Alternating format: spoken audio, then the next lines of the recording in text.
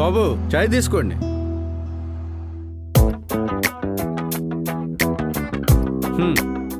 వస్తున్నాడు రా ఉద్దర బేరం.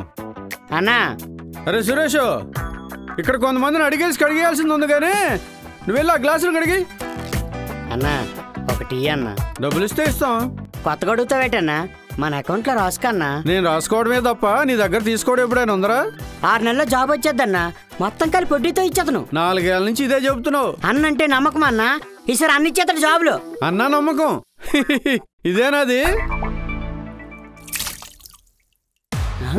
ఆ నమ్మకం మీద ఆశలు పెట్టుకుంటే నీరు గారిపోవడమే.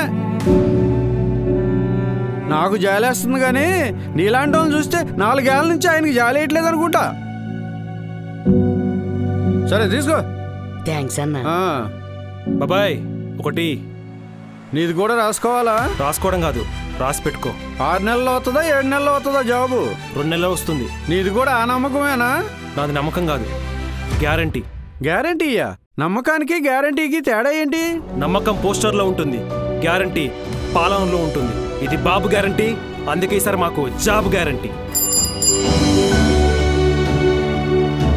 సైకిల్ వచ్చింది, బెల్లు మోగింది, సత్యం.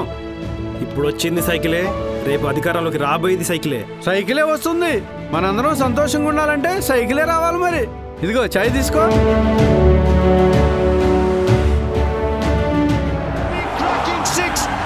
బాబాయ్ అక్కడ 6 ఏమో, మన బాబు గారు సూపర్ 6. సూపర్.